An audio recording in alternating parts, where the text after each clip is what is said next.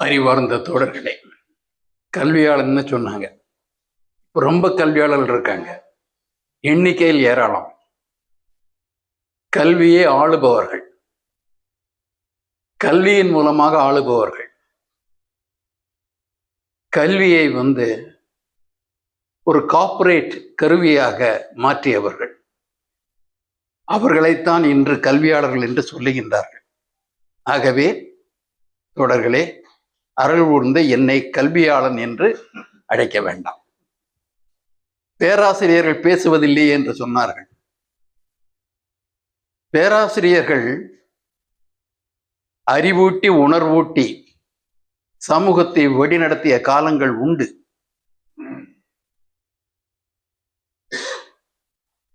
ஆனால் இன்று பேராசிரியர்கள் பேராசிரியர்களாக மாறிவிட்டார்கள். பேராசிரியர் அமைப்புகள் பெரும்பாலும் தங்களது பணிநலன் குறித்து பேசுகின்றார்கள். எனக்கு 10 ரூபாய் குறைகிறது, அவனுக்கு 10 ரூபாய் அதிகமாகிறது, கேரியர் ப்ரமோஷன். இதை தவிர எதையும் ஆசிரியர் சங்கங்கள் விவாதிப்பது இல்லை. நானும் ஆசிரியர் சங்கத்தின் மாநில தலைவனாக இருந்தவன், போராட்டங்களில் ஈடுபட்டவன், சிறை சென்றவன். அந்த நிலை வேறு. அன்று ஒரு வாழ்க்கை வசதிக்காக ஒரு கௌரவமான வாழ்க்கையை ஆசிரியர்களுக்கு தர வேண்டும் என்பதற்காக நடத்திய போராட்டங்கள் வேறு. ஆனால் இன்று மாணவர்களை பற்றியோ மற்றவர்களை பற்றியோ அக்கறை கொள்ளாத வெறும் ஒரு எம்ப்ளாயி போல அந்த மனநிலையில் செயல்படுகின்ற ஆசிரியர்கள் அதிகமாக இருப்பதை பார்க்கின்ற பொழுது சிறிது சோர்வுதான் வருகிறது. ஆனாலும் இந்த மக்கள் சமூகம் ஒரு பிரிவினரை நம்பியே இருப்பது இல்லை.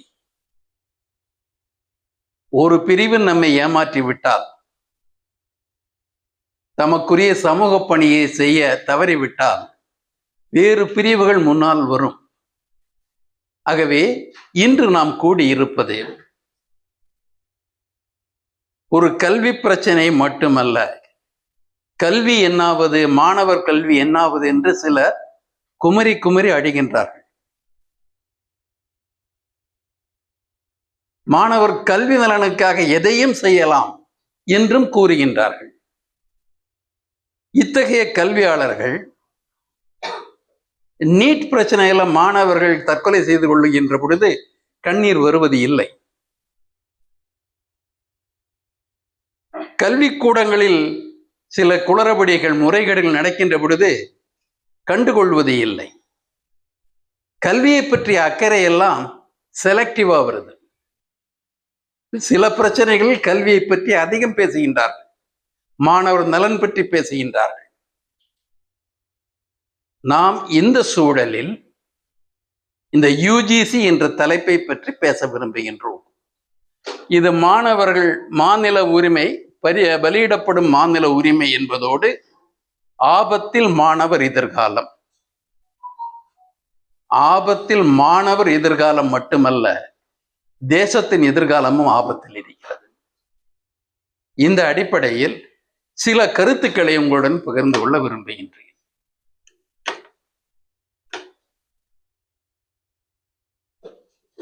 உலகத்தில் எவ்வளவோ நாடுகள் இருக்கு, கூட்டாட்சி நாடுகள்லாம் இருக்கு.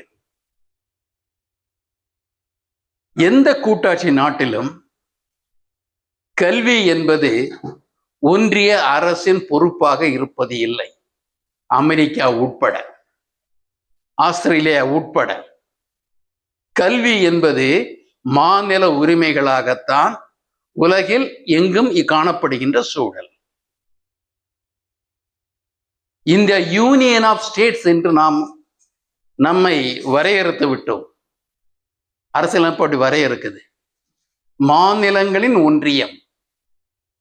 மாநிலங்களின் ஒன்றியம் என்பதற்கான என்ன அழுத்தம், அதில் வருகின்ற அழுத்தம் என்ன? ஒன்றியத்தை உருவாக்குவது மாநிலங்களின் இந்த கூட்டிணைவால்.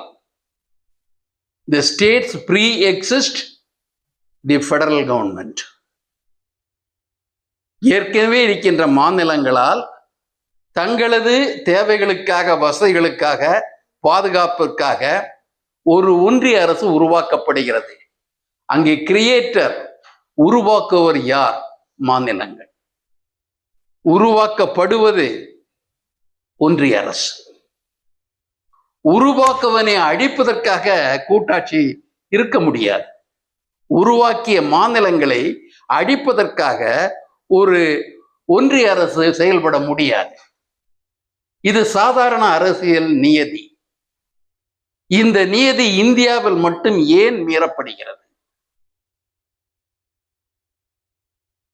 யுஜிசி போன்ற அமைப்பை உலகில் வேறு எந்த நாடுகளிலும் பார்க்க முடியாது. யுஜிசி எப்ப வந்தது? 1956. 56 நேருவின் காலத்தில் கொண்டு வரப்பட்ட யுஜிசியின் நோக்கம் வேறு.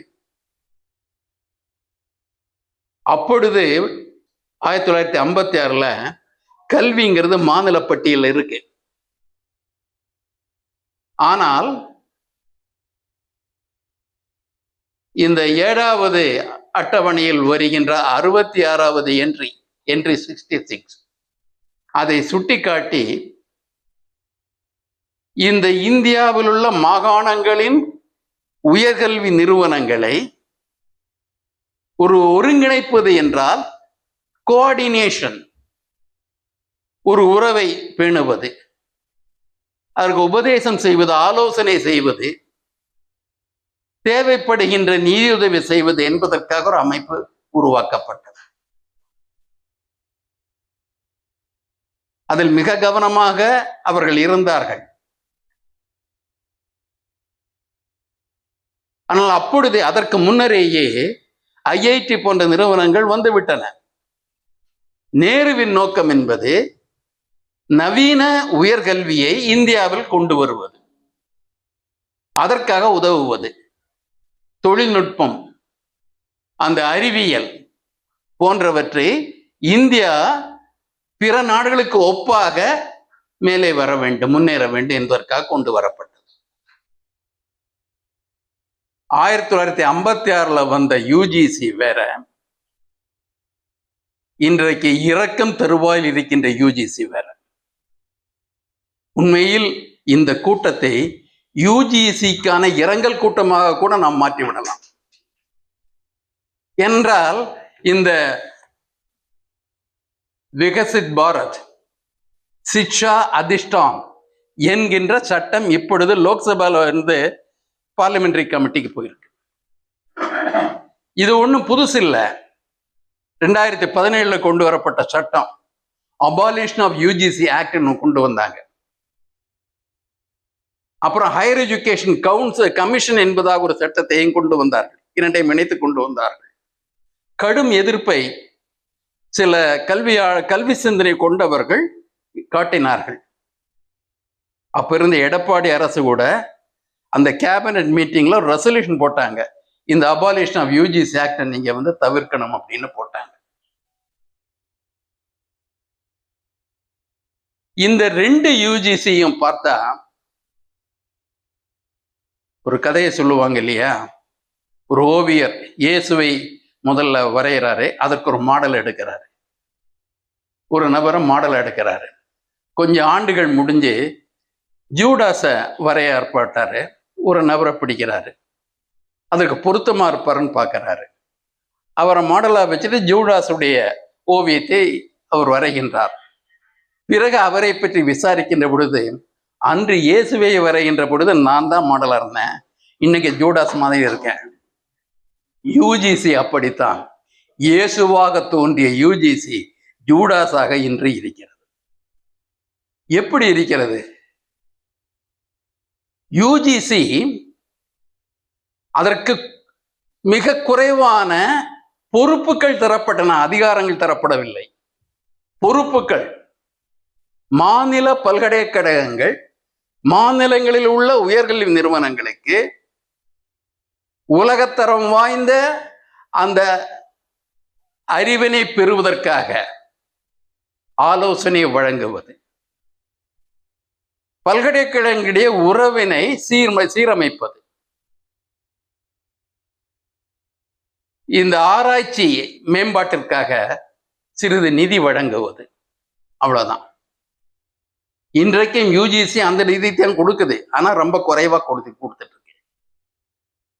இந்த ரெக்கரிங் எக்ஸ்பென்ஸ் வர்ற அடிப்படை செலவு இருக்கு இல்லையா, ஆசிரியருக்கு ஊதியம் வழங்குவது, அலுவலரை பாதுகாப்பது, மற்ற செலவெல்லாம் யூஜிசி கொடுப்பது இல்லை. நீங்க ஒன் டைம் கிராண்ட் ஒன்று கொடுப்பாங்க, கொஞ்சம் புத்தகங்களை வாங்கிப்பாங்க, இல்ல சில லேபை செட் பண்ணிக்கன்னு சொல்லுவாங்க. இப்படி சிறப்பு நிதி என்பது தொடர் நிதி அல்ல, சிறப்பு நிதியை மட்டுமே தருகின்ற யூஜிசி. அந்த யூஜிசி என்ன ஆயிற்று என்றால், பரிந்துரை வழங்குவதற்கு பதில் அதை விட்டு ஆணைகளை இட ஆரம்பித்தது. ஆணைகளை இடுகின்ற பொழுது அது அத்துமீற ஆரம்பித்தது. பல்கலைக்கழகங்கள் என்பது யூஜிசிக்கு முன்னாலே இருக்கு. சென்னை பல்கலைக்கழகம் இந்தியாவில் உள்ள 3 தலையாய பல்கலைக்கழகங்கள் ஒன்று. முதல் பல்கலைக்கழகம் கல்கத்தா, 2வது மும்பை, 3வது சென்னை. ஒரே ஆண்டுல 3 மாதங்கள்ல வர்ற விஷயம். அப்ப பல்கலைக்கழகத்துக்கு பணியே தேர்வு நடத்துவது, தரமான கல்வி, சீரான கல்வியை உறுதி செய்வது. அப்போ இந்த ரிசர்ச் டிபார்ட்மெண்ட்லாம் கிடையாது. 1914க்கு மேலதான் பல்கலைக்கழகத்திலேயே ஆய்வு பணிகள் மேற்கொள்ளப்பட்டன, துறைகள் வளர ஆரம்பித்தன. அது வரைக்கும் கிடையாது.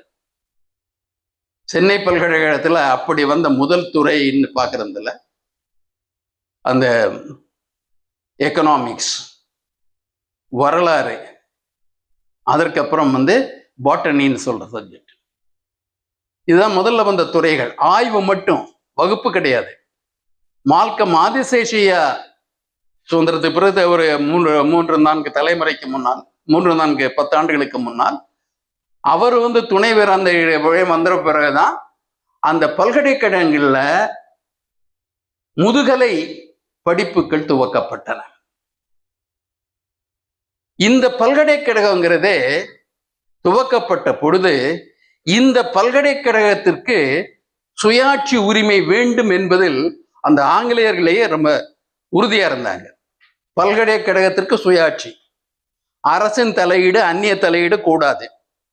இதற்காக கல்வியில் சிறந்தவர்களை வைத்துக்கொண்டு இதை நடத்துவதுங்கிறது. இப்போ கரிக்குலம், பாட கட்டமைப்பு, சிலபஸ், பாடத்திட்டங்கள், இதையெல்லாம் உருவாக்குற பொறுப்பு பல்கலைக்கழகத்திற்கு. அதற்காக அமைப்புகள், கல்வியாளர், திறனாளர் அமைப்புகள் எல்லாம் உருவாக்கப்பட்டு, இந்த போர்ட் ஆஃப் ஸ்டடீஸ் எல்லாம் உருவாக்கப்பட்டு, பல்கலைக்கழகம் தான் உயர்கல்வியில உச்சமான அதிகாரத்தில் இருந்தது. ஆட்டோனமி, நிதியை வழங்குற பொறுப்பை மட்டும் மாநில அரசு எடுத்துருச்சு. உலகில் அனைத்து நாடுகளிலும் உயர்கல்வி அமைப்புகளுக்கு இந்த சுயாட்சி என்பது மிக முக்கியமானது. அரசின் பிடியில் இருக்கக்கூடாது, அரசின் உதவியில் இருக்கலாம். அரசின் கட்டுப்பாட்டில் இருக்கக்கூடாது, அரசோடு இணங்கி போவதுங்கிறது சில நிதியை பெறுவதற்காக கட்டுப்பாட்டில் இருக்காது. அப்படி இருந்த அமைப்பு இந்தியாவுக்கு சுதந்திரம் வந்தப்புறம் பல்கலைக்கழகத்துக்கு சுதந்திரம் பறிபோகுது. ரொம்ப விபரீதமான, வினோதமான ஒரு நிலைமை. கல்வி அமைப்புகள் சுதந்திரத்தை இழக்கின்றன. இந்த யூஜிசி 1956 வந்ததுக்கு அப்புறம், அப்போ இந்த சிறப்பு நிறுவனங்கள்ல ஐஐடி எல்லாம் இருக்கு. அதெல்லாம் இந்த பொது சட்டத்தில், அது மைய அரசினுடைய சிறப்பு நிதியில வர்றது. அரசு, மத்திய அரசு அலுவலர்கள் குழந்தைகளுக்காக சில பள்ளிகள், சிபிஎஸ்இ பள்ளிகள்னு சொல்றாங்களே, அதே மாதிரி பள்ளிகள் இருந்தன. பிறகு இந்த இந்த நேஷனல் இது அந்த படை பிரிவினருக்காக இருந்தன. சிறப்பு பள்ளிகள், பொது பள்ளிகள் அல்ல. அத்தகைய பள்ளிகளுக்கு மத்திய அரசு செலவு செய்தது. மாநிலங்களில் மத்திய அரசு பள்ளிகளை துவக்க ஏறக்குறைய 1975 வரையில் முன்வரவில்லை. ஏனென்றால் மாநில உரிமை. இக்கல்வி என்பது திட்டமிடப்பட்டு வர வேண்டும். கல்வி ஒவ்வொரு மாட்டம் அந்த ஒரு சர்வே எடுக்கிறதே கிடையாது. கல்வியை பற்றிய சர்வே என்பது தவிர்க்கப்பட்டது. ஆனாலும் சமூக அக்கறையுள்ள ஆட்சியாளர்கள் இருக்கின்ற பொழுது, காமராஜர் மாதிரியோ அல்லது எம்ஜிஆர், கலைஞர் மாதிரியான நபர்களிடத்துல இந்த கல்வி பரவலாக்குவது என்பது ஒரு முக்கிய திட்டமாக மாறியது. கல்வியை பரவலாக்குகின்ற பொழுது ஆர்வத்தினால் அவர்கள் கல்லூரியில் எண்ணிக்கையை பெருக்கினார்கள். 1967 அண்ணா அவர்கள் தலைமையில் இங்கே ஆட்சி அமைக்கப்பட்டது. ஆட்சி அமைக்கப்பட்ட பொழுது உயர்கல்வி கிராமத்து மாணவர்களையும் சென்று அடைய வேண்டும் என்று அன்றைய திமுக அரசு முடிவு செய்தது. ஆனால் நிதி இல்லை. நம்ம நாட்டில் என்ன வினோதம்னா, நிதி இருக்கா இல்லையாங்கிறது யார் சொல்லுவாங்கன்னா IAS தான் சொல்லுவாங்க. நமது நிதியை பற்றி முழு தகவல் அவர்களிடம் இருப்பதாக பொருள்.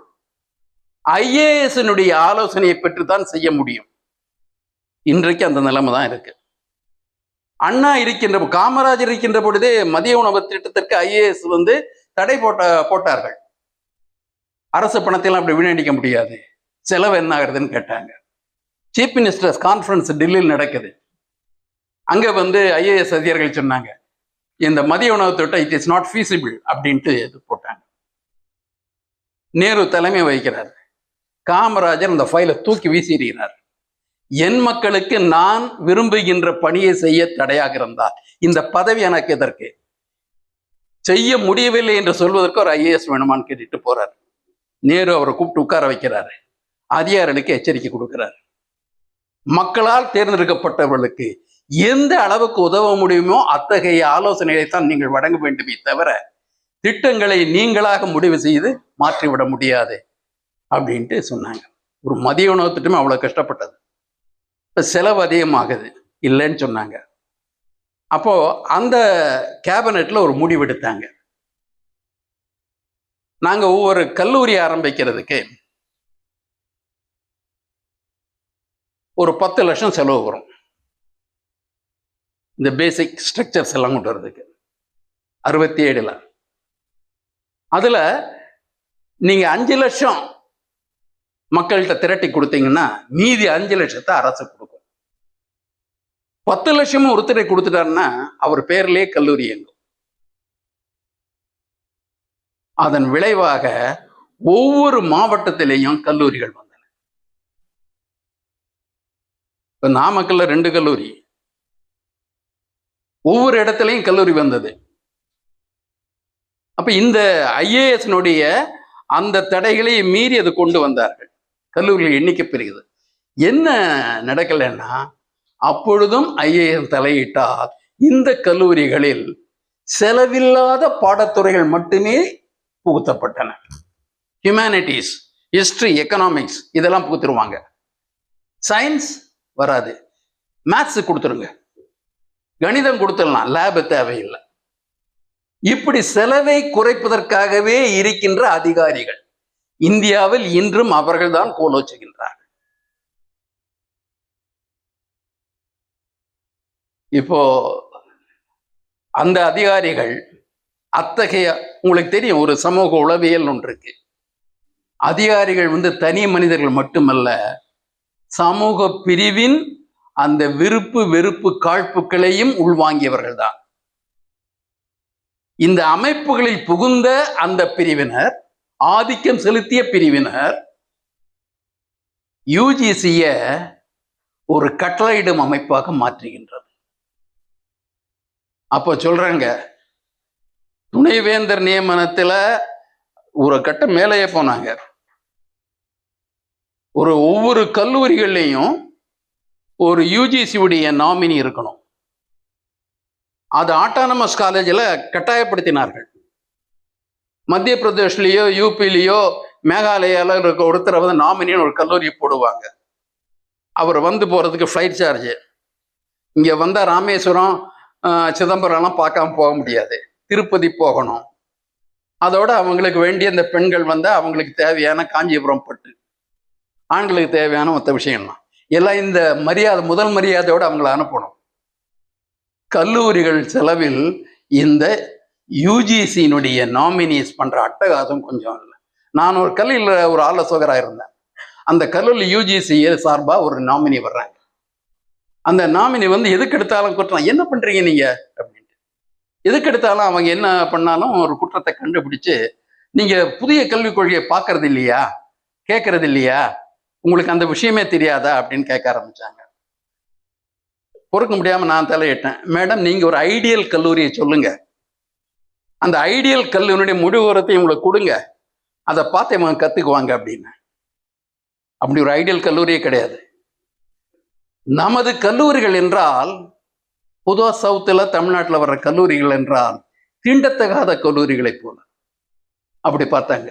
இப்போ யூஜிசியினுடைய அந்த கட்டமைப்பு வேறு விதமாக மாற்றப்படுவது என்பது ஆதிக்க பிரிவினரின் சதிவேலை. அதன் உச்சகட்டம் தான் இது. ஆனால் சென்னை பல்கலைக்கழகம் எப்படி? தமிழ்நாட்டில் பல்கலைக்கழகம் ஸ்டேட் யூனிவர்சிட்டி, சென்ட்ரல் யூனிவர்சிட்டி ரெண்டு இருக்கு. சென்ட்ரல் யூனிவர்சிட்டின்னா மைய அரசு, ஸ்டேட் யூனிவர்சிட்டினா மாநில சட்டமன்றங்களில் நிறைவேற்றப்படுகின்ற சட்டங்களால் உருவாக்கப்படுபவை, மாநில நிதியால் நடத்தப்படுபவை. அதை பிளாக் கிராண்ட் சொல்லுவாங்க. உங்களுக்கு சேலரி கிராண்ட்னு கல்லூரிகளில், இங்கே வரத்துல பிளாக் கிராண்டுவாங்க. இப்படிதான் கல்லூரிகள் போகுது. அப்போ இதற்கு சென்னை பல்கலைக்கழக சட்டம்னு ஒன்று இருக்கு. மாநில அரசுல 1923 நீதி கட்சி ஆட்சியில் இருந்த பொழுது கொண்டு வரப்பட்ட சட்டம். அது வரைக்கும் பல்கலைக்கழகத்தை யாரும் கவலைப்பட மாட்டாங்க. ஏன்னா அதை உருவாக்கின காலம் 1857 வைஸ்ராய் வந்த காலத்துல 3 வந்தது. ஆனால் இதை பத்தி மாநிலங்களுக்கு அக்கறைப்படாம இருந்தது. நீதி கட்சி தான் முயற்சி எடுத்து சென்னை பல்கலைக்கழக சட்டம் என்பதாக ஒன்றை நிறைவேற்றியது. பல்கலைக்கழகம் எதற்காக இயங்க வேண்டும், எப்படி இயங்க வேண்டும், உள்ளே இருக்கின்ற அமைப்புகள் எப்படி சுதந்திரமாக செயல்பட வேண்டும் என்பதற்காக உருவாக்கப்பட்ட சட்டம். இன்றைக்கும் பல்கலைக்கழக சட்டங்களின் அடிப்படை அந்த 1923 சென்னை பல்கலைக்கழக சட்டம். மாநில உரிமைன்னு வந்தாச்சு. 1919 சட்டப்படியும் கவர்மெண்ட் ஆஃப் இந்தியா ஆக்ட் 1990, 1935 சட்டப்படியும் கவர்மெண்ட் ஆஃப் இந்தியா ஆக்ட் 1935. 1935 ஆக்ட்ல தான் முதல்ல வந்து இது முறையா மாநில உரிமைகள், பொறுப்புகள் மைய அரசின் பொறுப்புகள்னு பிரிக்கப்பட்டது. கல்வி அந்த காலங்களில் எல்லாம் அந்த புதிய சட்டங்கள் வந்த பொழுது எல்லாம் உலக நடைமுறையை ஒட்டி மாநிலங்களுக்கே தரப்பட்டது.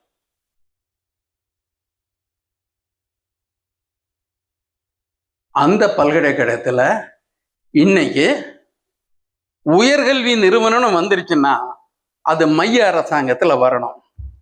பிஜேபியால மட்டும் வருதுன்னு சொல்ல மாட்டேன்.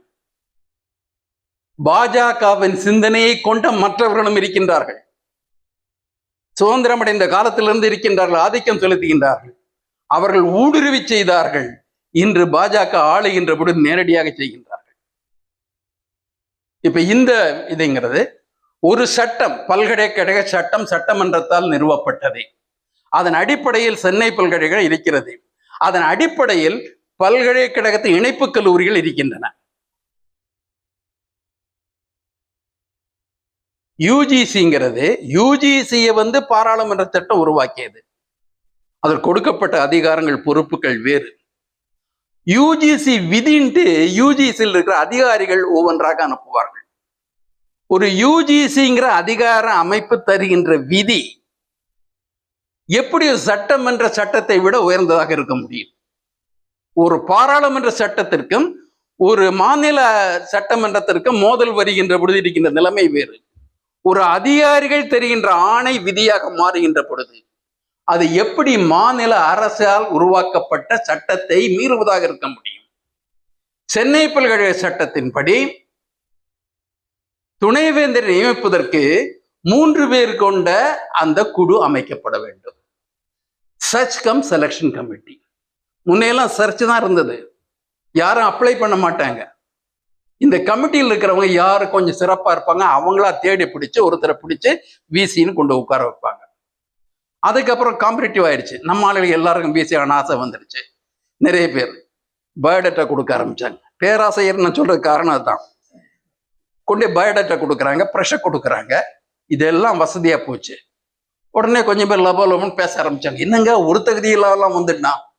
அதுக்காக தான் யூஜிசி காத்துட்டு இருக்கு. தகுதி நாங்கள் சொல்லுகின்றோம். ஒரு துணைவேந்தர் ஆவதற்கு என்ன தகுதி, என்ன விதிமுறைகள் சொன்னாங்க. இது உறுதி செய்வதற்கு யூஜிசி பிரதிநிதி அங்க இருப்பார். ஒரு நீதிமன்றம் ஒரு தீர்ப்பு சொல்லுது, நடைமுறைப்படுத்தணும்.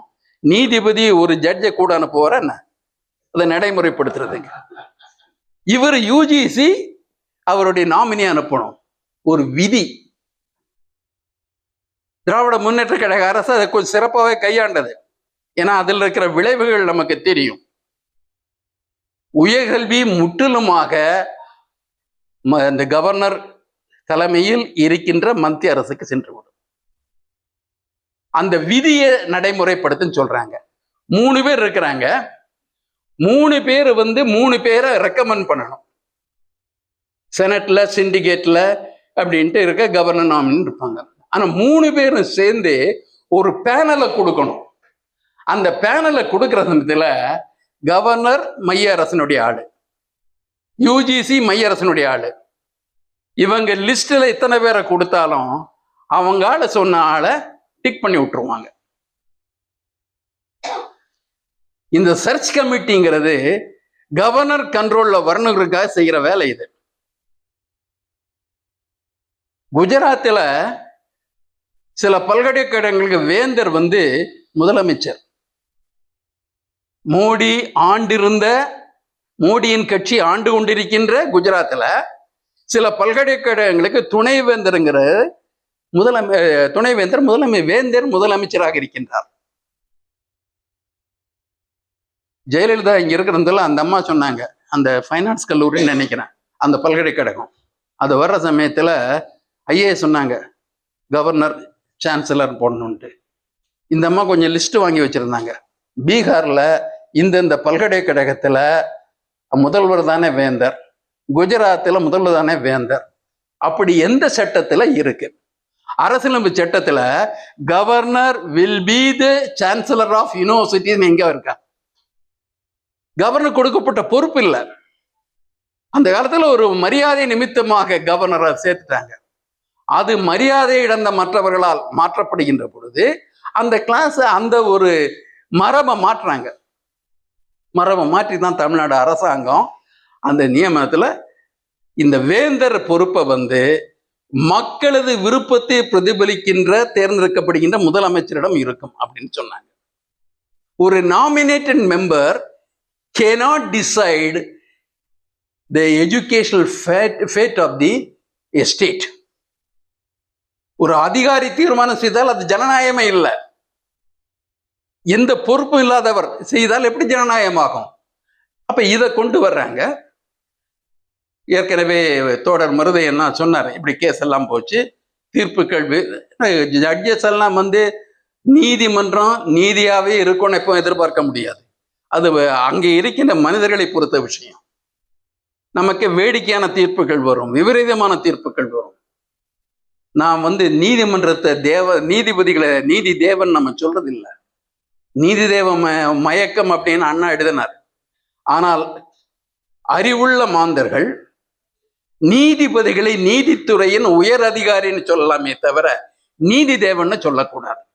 அவர்கள் மனிதர்கள். அந்த மனிதர் இந்தியாவில் அந்த மனிதர்கள் ஜாதியினராகவும் இருக்கின்றார்கள். மற்ற நாடுகள் இருக்கலாம், பிளாக் அண்ட் ஒயிட்னு அமெரிக்கா ரொம்ப காலம் இருந்தது. சட்டம் வந்த அப்புறம் மனிதர்கள் மாறிக்கொண்டார்கள், சட்டத்தை மாற்றல.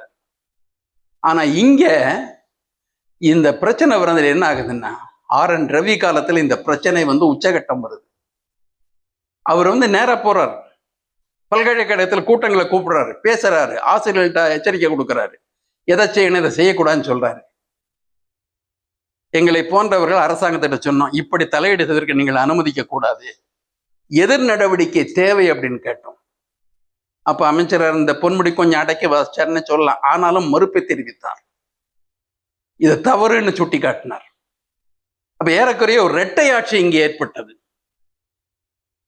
கான்ஸ்டிடியூஷன் படி ஒரே ஒரு கவர்மெண்ட் தான் மாநிலத்துல. ஆனா இந்த நடைமுறையால தமிழ்நாட்டில் உயர்கல்வித்துறை கவர்னருடைய துறையாக மாறுகிறது. அதுக்கு ரெக்கரிங் எக்ஸ்பென்சஸ் ஸ்டேட் கவர்மெண்ட் கொடுக்குது. நாமினேட் அதிகாரிகள் அதை கட்டுப்படுத்துகின்றார்கள். அப்ப அவர் சொல்றாரு, மும்மொழி கொள்கை ஏன் வரல, 4 இயர் டிகிரி கோர்ஸ் ஏன் வரல கேட்கிறார், இன்டகிரேட் கோர்ஸ் ஏன் வரல, பல்கலைக்கழகம் எச்சரிக்கை நடத்தினார். சென்னை பல்கலைக்கழகத்தில் நான் ஒரு எண்டோமென்ட் வச்சிருக்கேன், 3 எண்டோமென்ட் என்னுடைய பேர்ல இருக்கு. ஒரு எண்டோமென்ட் வந்து பெரியாரியல்னு ஒரு எண்டோமென்ட் இருக்கு. அந்த பெரியாரியல்ல ஒரு லெக்சர் கொடுக்கறதுக்கு வீரமணியை கூப்பிட்டோம், ஆசிரியர் வீரமணி. அவர் வர்றாரு, கவர்னர் அங்கிருந்து வயசான தகவல் எப்படி நீங்க அனுமதிக்கிறீங்க, ஒரு தேச ஒற்றுமை தேசியத்தை தேசப்பற்று இருக்கிற நாட்டில் இது எப்படி நடக்கும்னு அந்த அந்த அறை மூடப்படுகின்றது, கூட்டு போடுறாங்க, கூட்டம் நடப்பதற்கு தடை விதிக்கப்படுகின்றது. அப்ப நாங்க சொன்னோம், நாங்க மரத்தடியில வேணா நடத்துவோம். கடைசியில் வேற ஒரு துறையில ஒரு ஹால்ல வச்சு நடத்தினோம். கடைசி நிமிஷத்துல நீங்க வந்து கொஞ்சம் அமைதியா நடத்துங்க அப்படின்ட்டு அமைதியா இருக்க எங்களுக்கு சொன்னாங்க. நடத்தப்பட்டது. ஒரு அகாடமிக் பாடியில ஒரு தலைப்புல யாரு பேசணும், எதை பேசணும், எப்ப பேசணுங்கிறத கவர்னர் தீர்மானம் பண்றார். தலையாட்டுவதற்கு துணைவேந்தர்கள் தேவை, அதனால் துணைவேந்தர்களை அவர் நியமிக்க விரும்புகின்றார். சரி, இதுல என்ன தப்பு, சமரசம் பேசுறாங்க. இப்ப என்ன சொன்னாங்க, இதனால் நிக்குது. நம்ம தோழர் குறிப்பிட்டதை இந்த நம்ம நவீன கல்வியாளர்கள் அவங்க கண்ணீர் வடிக்க ஆரம்பிச்சிருந்தாங்க. மாணவர் இருந்தாலும் என்ன ஆகுது, ஒரு சமரசம் பேசிடலாமே. இப்போ வந்து 3 பேர் இருக்கோம், யூஜிசி நாமினியை சேர்த்துக்கலாம். இன்று இருக்கின்ற சட்டப்படி முடியாது. இன்று இருக்கின்ற சென்னை பல்கலைக்கழக சட்டப்படி 3 பேர் தான் இருக்க முடியும். அந்த சட்டத்தை மாற்றலாம். மாற்றி 5 பேரா விரிவாக்கம், விகசித்துன்னா விரிவாக்கம்னு பேரு, விகசித் பாரத்னா வளர்ச்சி அடைந்த பாரத் அப்படின்னு பேரு. கவர்னர் அதிகாரம் வளர்ச்சி அடைஞ்சிருச்சு, கமிட்டி வளர்ச்சி அடைஞ்சிருச்சு. 3 பேர் கமிட்டி 5 பேரா மாத்துறது. அந்த யூஜிசி நாமினியை சேர்த்துங்க, பிளஸ் நீங்க வேற ஒருத்தரை நீங்க வந்து போட்டுங்க அப்படின்ட்டு சொல்லி, அப்ப இவர் விஸ்வநாதன் சொல்றார். விஸ்வநாதன் அவர் தனிப்பட்ட முறையில நம்ம அவரை வந்து விமர்சனம் செய்யல, அவர் பல திறமை உள்ளவர், நல்ல நடன கலைஞர், இதெல்லாம் நமக்கு நல்லா தெரியும், அது வேற விஷயம். அவருடைய டேலண்ட்டுக்கு அவர் எங்கேயோ இருக்க வேண்டியவர். ஆனா அந்த விஸ்வநாதன் இதை ப்ரப்போஸ் பண்றார், சமரசம். நம்ம எதுக்கு முரண்டு பண்ணணும், சமரசம் மாணவர் நலன் இருக்கு, சமரசம் செய்து கொள்ளலாமே, இதை தீர்த்திடலாமே, 5 பேரை நாம வந்து நியமிக்கலாமே, அதெல்லாம் யூஜிசி நாமினி வரும்ட்டு. இத்தனை ஆண்டுகளாக தமிழகத்தின் மாநிலத்தின் சுயாட்சி என்பதற்காக அன்று இருந்த அரசுகள் மேற்கொண்ட போராட்டங்கள், முயற்சிகள், செலவுகள் அனைத்தும் அவர்களது சொந்த நலனுக்காகவா, மாநில உரிமையை தக்க வைப்பதற்காக. ஒரு சட்டத்தை மீறுவதற்கு சமரசம் பேசுகின்றவர் விஸ்வநாதன். எப்பேற்பட்ட விஸ்வநாதன்? ராகுல் காந்தியின் சீடர். ராகுல் காந்தி என்ன சொன்னார்? அவர் இந்தியா கூட்டணி அமைக்கிறது சொன்னாரு. பாஜகவின் பாசிசத்தை எதிர்ப்பதற்கு இந்தியா கூட்டணி, அந்த பாஜகவின் புதிய தேசிய கல்விக் கொள்கை எதிர்ப்பதற்கு இந்தியா கூட்டணி. போற இடமெல்லாம் இந்த கான்ஸ்டிடியூஷன் புக்கை தூக்கி காமிச்சுட்டே இருப்பார். அவர் பாரத் ஜோடோன்னு இந்தியா முழுக்க நடைபயணம் பண்ணார். அதுல முழுக்க விஸ்வநாதன் போலன்னு நினைக்கிறேன், ஏதோ ஒரு இடத்துல போயிருக்கலாம். அந்த காங்கிரஸ் மற்றவர்கள் எல்லாம் பாஜகவை எதிர்க்க வேண்டும் என்று சொல்லி உபதேசம் செய்கின்ற காங்கிரஸ் திமுக கூட பாஜகவோட சேர்ந்துரும்னு இன்னைக்கு பேசுற காங்கிரஸ் இன்னைக்கு பாஜக எதிர்ப்பை, அந்த பாசிச எதிர்ப்பை, மாநில உரிமை பெருப்பை எதிர்ப்பை ஏன் முதல் கொள்கையாக கொள்ளவில்லை? இப்போ சின்ன மாற்றம் தமிழ்நாட்டுக்கு சாதகமா அந்த கோரிக்கை பட்டியல கொஞ்சம் மாத்திருக்காங்க. பாசிசத்தை எதிர்ப்பது, அந்த மாநில உரிமைகளை பாதுகாப்பதுங்கிற விட்டுட்டு ஆட்சியில் பங்கு, அதிகாரத்தில் பங்குங்கிறது முன்னுரிமை கொடுத்துட்டாங்க. ஆட்சியில் பங்கு வந்தப்புறம் கொள்கை வேறு, ஆட்சி வேறு. ஒரு சட்டத்தை ப்ரப்போஸ் செய்யணும்னா தனிநபர், தனி அமைச்சர் செய்ய முடியாது. கேபினட் தான் முடிவு பண்ணணும். அந்த கேபினட்ல யார் யார் இருக்காங்க? அரசியல் வித்தகர்லாம் அதுலதான் இருக்காங்க. அம்பேத்கர் என்ன 10 அம்பேத்கருடைய அறிவை கொண்டவர்கள் அங்கே இருக்கின்றார்கள். அந்த சட்ட, அந்த ஒரு கேபினட்ல இருக்கிற கட்சிகளை பார்த்தாலே நம்ம கண் கலங்கிடும். காங்கிரஸ் தாவேக்கா போட்டோம், அவங்க பொதுவா வந்து தண்ணி மாதிரி எதை பட்டாலும் அந்த கலர்ல மாறிடுன்னு வைங்க. ஆனா இவங்க காங்கிரஸ், விசிகா, இந்திய யூனியன் முஸ்லீம் லீக் எந்த கல்விக் கொள்கையின் மூலமாக இந்துத்துவாவை பரப்ப விரும்புகின்றார்களோ அந்த நோக்கத்துக்காக துணைவேந்தர் நியமனத்தில் கவர்னர் அதிகாரத்தை எதிர்க்க அவர்கள் கொள்கை கோஷம் இட்டார்களோ அந்த இந்தியன் யூனியன் முஸ்லீம் லீக். இவங்கெல்லாம் இருந்து ஒப்புதல் தந்தால்தான் அந்த சட்டம் வரும். பஞ்சபாண்டவர்கள் வருவார்கள். எத்தனை பேர் வந்தாலும் தர்மபுத்திர மாதிரி விஜய் இருப்பார். அவருக்கு இதை பத்தி கவலை இல்லை. சமரசம், இப்பொழுது நாம் கேட்பது சமரசம் தேவையா, சட்டம் தேவையா? சமரசம் எதற்காக? மாநில உரிமையை விட்டு கொடுப்பதற்காக. இது நடைமுறைக்கு வந்துவிட்டால் என்ன ஆகும்னா, அது எல்லாருக்கும் தெரியும். ஆனா நாம வந்து வருமுன் காப்பவன் தான் அறிவாளி அப்படின்ட்டு கலைஞர் பூம்புகார்ல ஒரு பாட்டு எழுதியிருப்பார். ஏன்னா அதுக்கு முன்னாடி ராமேஸ்வரத்துல புயல் வந்தது, பக்தவரச அமைச்சரகத்துல வர்றதுல நிறைய இழப்புகள் ஏற்பட்டது. எதிர்பாராத இழப்புன்னாரு. கலைஞர் அதை இண்டிகேட் பண்றதுக்காக ஒரு பாடல் எழுதினாரு. வருமுன் காப்பவன் தான் அறிவாளி, வந்தபின் விழிப்பனோ அவரை வந்து ஏமாளி அப்படின்னு ஒரு பாட்டு எழுதினார். வருமுன் தெரியணும் இல்லையா? இது வந்துருச்சுன்னா கல்விங்கிறது, உயர்கல்வி நிச்சயமா வந்து கவர்னர் கையில். ஆனா அது கூட முக்கியம் இல்லை. என்ன முக்கியம்னா, இப்பொழுது நாடாளுமன்றத்திலேயே இருக்கின்ற இந்த விகசித் பாரத் சிக்ஷா அதிஷ்டான், நம்ம எல்லாம் இந்தி கற்க வைக்கிறாங்க. எந்த அரசு துறையின் அரசு சட்டத்தின் பெயர் வந்து ஆங்கிலத்தில் இருக்காது, வட்டார மொழிகள் இருக்காது. இந்தியில இருக்க ஈக்குவலண்ட் இங்கிலீஷ் போட மாட்டாங்க. இதுல ஈக்குவலண்ட் இங்கிலீஷ் கிடையாது. அது அது அவங்க இதுல நான் அதான் சொல்ல விரும்புறேன். இந்தியால கொள்கை உறுதியோடு இருப்பவர்கள் இந்துத்துவவாதிகள், மயக்கத்தில் இருப்பவர்கள் நம்மவர்கள். இங்க இருப்பவர்கள் யாரும் கட்சி அரசியல்ல அவ்வளவு முக்கியத்துவம் கொடுப்பவர்கள் அல்ல, மக்கள் அரசியலை விரும்புபவர்கள். மக்கள் அரசியல் என்பது சட்டத்தின் அடிப்படையில் ரூல் ஆஃப் லா தான் நமக்கு முக்கியம். அந்த ரூல் ஆஃப் லால what are the rules which are applicable to the பீப்புள்ங்கிற ரொம்ப முக்கியம். ரூல் ஆஃப் லாவை விட்டுட்டு ரூல் ஆஃப் மென்னு வந்தா என்ன மோசடி வரும்? பழைய காலத்துக்கு போறோம். இந்தியாவில வந்து ஒரு மாநில உரிமைங்கிறது ஏற்கனவே சிதைக்கப்பட்டிருக்கிறது. கல்விங்கிறது முக்கியம். அந்த கல்வியை ஏன் இதுல வந்து ஒற்றை தலைமையில் கொண்டு வருகின்றார்கள்? ஆனால் பல அமைப்புகள் இருக்கின்றன. இந்த அதிஷ்டான்ல இவங்க வந்து 4 அமைப்புகளை கொண்டு வர்றாங்க. ஒரு கமிஷன், அதிஷ்டான கமிஷன், அதான் உச்சகட்டம்.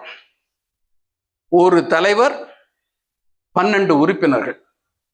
12 உறுப்பினர்கள்ல எக்ஸ் அஃபிஷியோ மெம்பர்ஸ் 3 பேர், அதிகாரிகள் 3 பேர் இருக்காங்க. மத்திய அரசால் நியமிக்கப்படுபவர்கள் 2 பேர் இருப்பாங்க. மாநிலங்களுக்கு விட்டுருவோமா? எங்களுக்கும் ஃபெடரலிஸ்ட்ல நம்பிக்கை உண்டு. ஆகவே இந்தியாவில் எத்தனை மாநிலங்கள் இருக்குன்னு உங்களுக்கு தெரியல, யூனியன் டெரிட்டரிஸ் தெரியும் இல்லையா? அவங்களுக்கு இந்த சுழற்சி முறையில 6 மாசத்துக்கு ஒரு தடவை ஒரு மெம்பர்ஷிப் கொடுப்போம். தமிழ்நாடு சுழற்சி முறை வந்துருச்சுன்னா 6 மாசத்துக்கு நான் மெம்பர் இருக்கலாம். அதே என்ன சொல்றாங்க, பார்ட் டைம் மெம்பர்ங்கிறாங்க. தீர்மானத்தில் எந்த ஒரு செல்வாக்கையும் செலுத்த முடியாத அளவிற்கு மாநிலங்களை புறக்கணித்து விட்டு இந்த மைய அரசின் நியமிக்கப்படுகளை வைத்துக் கொண்டு கட்டமைக்க, அதுல அவங்க எதை வேணாலும் செய்யலாம். கமிஷன் வேற விதமா தப்பா எடுத்துக்காதீங்க, அது பின்னால வரக்கூடிய விஷயம்.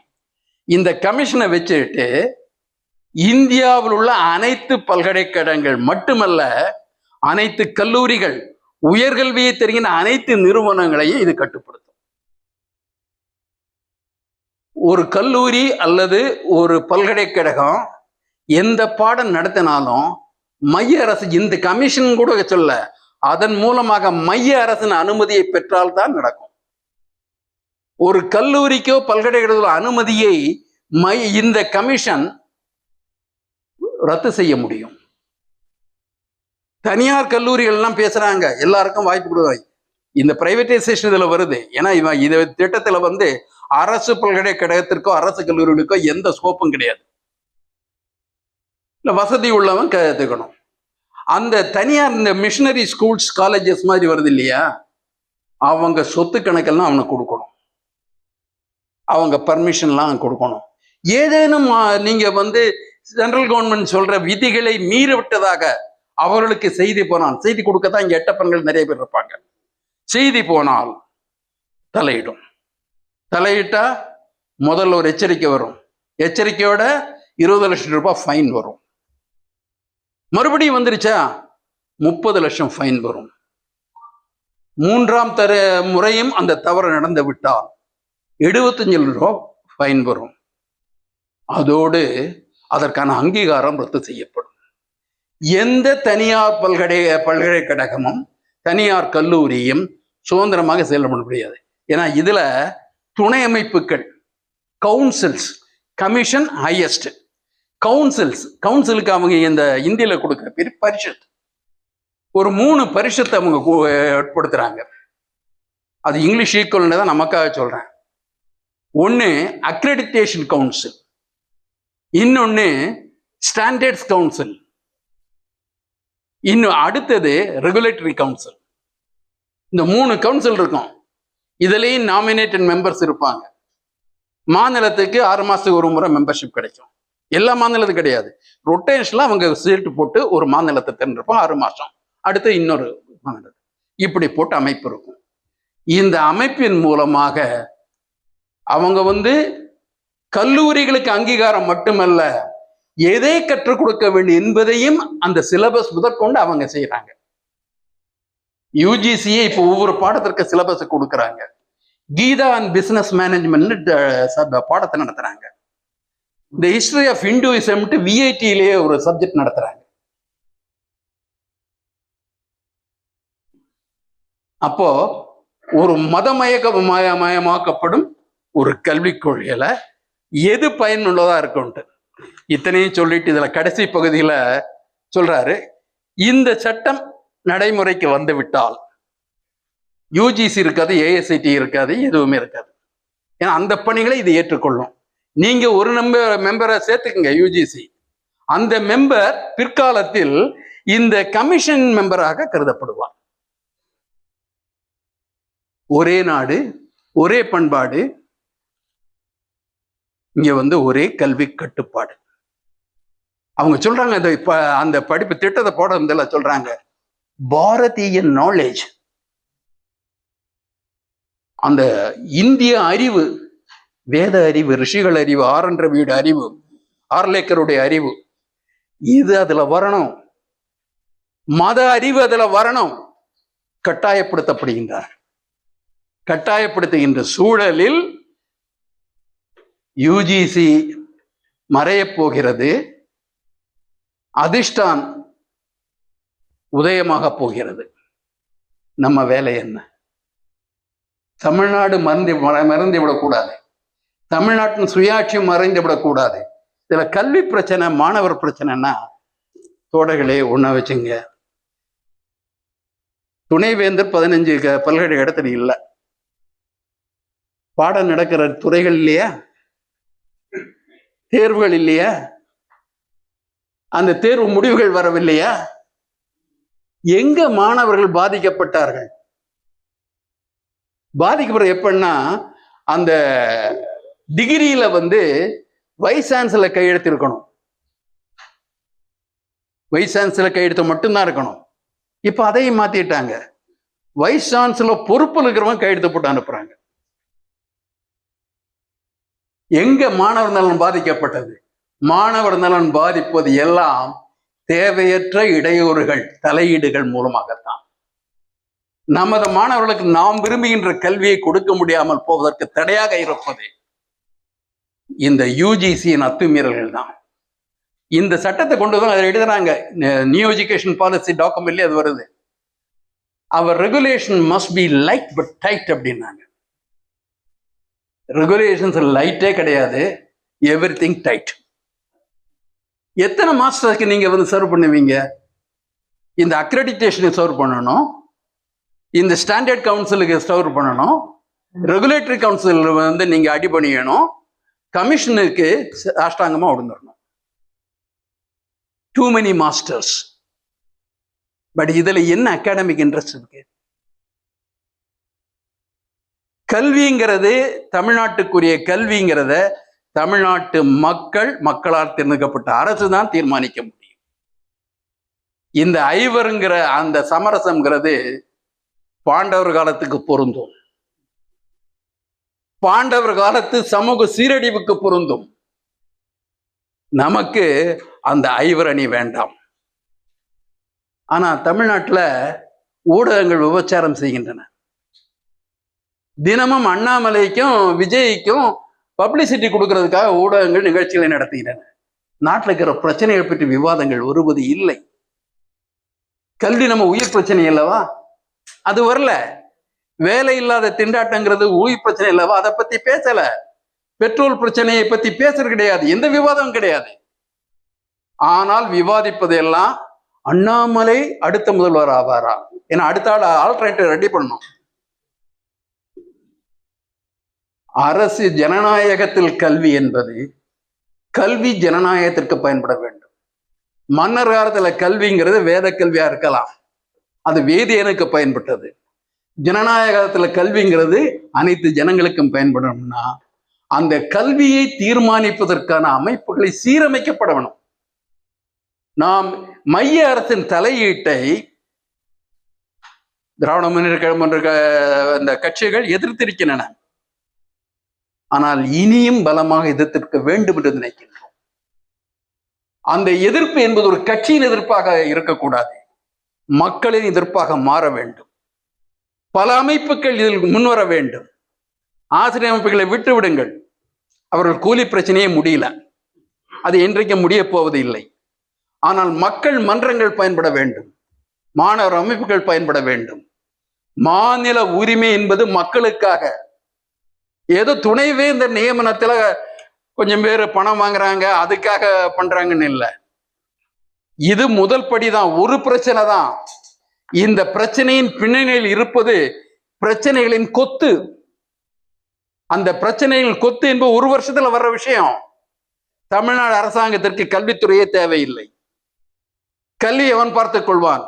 இன்னைக்கே என் குழந்தை சொன்னான்னு ஓட்டு போட்டேன்னு சொல்ற பேரண்ட்ஸ்.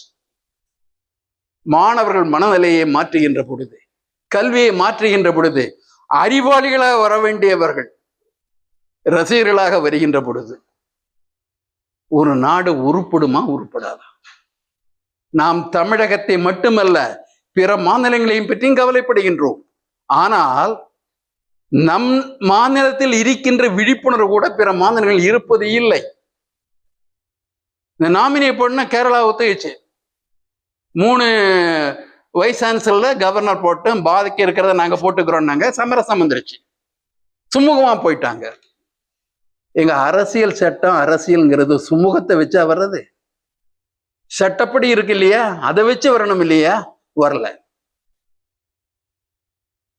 ஆகவே கட்சிகள் நமக்கு துணை வராத பொழுது, அமைப்புகள் துணை வராத பொழுது, கண்ணுக்கு தெரியாத நபர்களால் அரசியல் செய்யப்படுவதை நாம் விரும்பாத பொழுது, ஒரு சித்தாந்த அடிப்படையில், ஒரு கொள்கை அடிப்படையில் எதிர்ப்பை நாம் ஒரு அணியாக திரட்ட வேண்டிய அவசியம் இருக்கிறது. இந்த கல்விக் கொள்கை என்பது தேசத்தையே ஒரு வைதீக நாடாக மாற்றுகின்ற சதி என்பதை மக்கள் உணர்த்த வேண்டும். இன்று அதை உணரப்படாவிட்டால் நாளை நாம் நித்திய நிரந்தர சர்வ வியாபக சூத்திர நாடாக மாறிவிடும். பிராமண ஆட்சியின் கீழ் இருக்கின்ற சூத்திர நாடாக மாறிவிடும். நாம் வர்க்கத்தையும் மாற்ற விரும்புகின்றோம், வர்ணத்தையும் அடிக்க விரும்புகின்றோம். நாம் மக்களாக, சமத்துவ மக்களாக வாழ விரும்புகின்றோம். நமது கல்வி அதற்கு பயன்பட வேண்டும் என்றால் அந்த கல்வி கொள்கையை நாம் வகுக்க வேண்டும். கல்வி நிறுவனங்கள் நமது கட்டுப்பாட்டில் இருக்க வேண்டும். மாநிலம் கல்வி உரிமையை விட்டு கொடுக்க முடியாது. தேர்தல் அரசியலாக இதை கருதிவிடக்கூடாது. கல்வி என்றால் என்ன என்பதை பற்றி அமைச்சர்களுக்கு நாம் பாடம் எடுக்க வேண்டிய அவசியம் இருக்கிறது. அதை இந்த பொது நிகழ்வு மூலமாக அந்த பாடத்தை எடுப்போம். ஏன்னா இதுல மரியாதை நிமித்தமாக அடக்கி வாசிக்கிறது நம்ம பார்க்க முடியாது. ஏன்னால் அதால் விழுந்து போவது நம்ம தேசம். ஒரே நாடு, ஒரே ஆட்சி, ஒரே கட்டமைப்புன்னு சொல்றவங்க இந்திய தேசிய கீதத்தை ரெண்டை ஏன் ஏத்துக்கிறாங்க?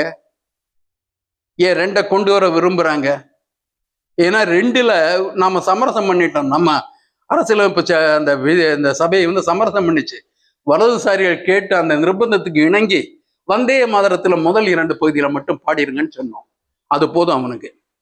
இப்போ எல்லா வரிகளையும் பாடணும்னு சொல்றாங்க. இந்துத்துவம் ஆயிடுது. இந்தியா என்கின்ற பாரத் வந்தாங்க, இந்த பாரத்தை சேர்த்துட்டாங்க. இன்னைக்கு இந்தியா ஒழிக்கப்பட்டு வருகிறது. படிப்படியாக இது ஒற்றை நாடாக, ஒற்றை பண்பாட்டு நாடாக மாற்ற விரும்புகின்றார்கள். நாம் ஒற்றை வர்ண கட்டுப்பாட்டில் இருக்க விரும்பவில்லை. அனைத்து மக்களுக்கும் சமத்துவம் தருகின்ற ஒரு சூழலை உருவாக்குகின்ற ஜனநாயக நாடாகவும் கூட்டாட்சி நாடாகவும் தமிழர் பண்பாட்டிற்கு, பண்பாடு நான் சொல்றது பழையவற்றை பாதுகாப்பது அல்ல. பண்பாடுங்கிறது நமக்கென ஒரு மரபு இருக்கிறது, நமக்கென சில தத்துவங்கள் இருக்கின்றன. மாறிக்கொண்டே இருப்பதுதான் பண்பாடு. பண்பட்டு கொண்டே இருப்பது பண்பாடு. பழையவற்றை கட்டி காப்பது பண்பாடு அல்ல. அது நமக்குரிய உரிமையாக இருக்க வேண்டும். இவற்றையெல்லாம் கொண்டு வர வேண்டும் என்றால் இந்த ஒற்றை கல்வி கட்டுப்பாடு என்ற சதியை முறியடித்தாக வேண்டும். இந்த ஐவரணி என்கின்ற சமரசத்தை நாம் மிக உரத்த குரலில் எதிர்ப்பு தெரிவிக்க வேண்டும். இந்த 5 பேர் கொடுத்த சமரசம், 5 பேர்ல 5 பேரே கொடுங்க. நீங்க 5 நபரும் 5 பேரை கொடுத்தா யூஜிசி எந்த பேரை கொடுத்தோ அதுதான் கவர்னர் தானே டிக் பண்ணணும். கவர்னர் தான் டிக் பண்ண போறாரு. அந்த 5 பேர்ல அவருடைய ஆளுன்னு தெரியுது. அவர் அந்த பேருக்கு டிக் பண்ணி எடுக்கிற போறாரு. இதுல என்ன உங்களுக்கு லாபம்? தமிழ்நாடு அரசுக்கு என்ன லாபம்? 5 வர்றதுனால நிலைமை எப்படி மாறப்போகுது? 3ல் 1 யூஜிசி நாமினி இருந்தாலும், 5ல் 1 யூஜிசி நாமினி இருந்தாலும் கவர்னரால் தேர்ந்தெடுக்கப்படுபவர் யூஜிசி நாமினி தான். அவர் சொல்ற பேரை தான் டிக் பண்ணுவாங்க. எங்கோ இருக்கின்ற அடையாளம் தெரியாத இந்துத்துவவாதிகள் எல்லாம் துணைவேந்தர்களாக மாறி விடுவார்கள். அந்த துணைவேந்தர்கள் சில நபர்களை பல்கலை அமைப்புகளுக்கு நியமனம் செய்து விடுவார்கள். கவர்னர் மாளிகையில தமிழ் மாநாடு நடத்தினாங்க. இன்னும் ஒவ்வொரு துணைவேந்தர் நிலையும் சமஸ்கிருத மாநாடு நடத்துவாங்க. விடுத்து கொள்ள வேண்டும், எதிர்க்க முன்பட வேண்டும். இந்த ஒரு அபாயத்தை மக்களுக்கு சொல்லியாக வேண்டும். அதற்காக பல அரங்குகளை நாம் துவக்கியாக வேண்டும். நன்றி.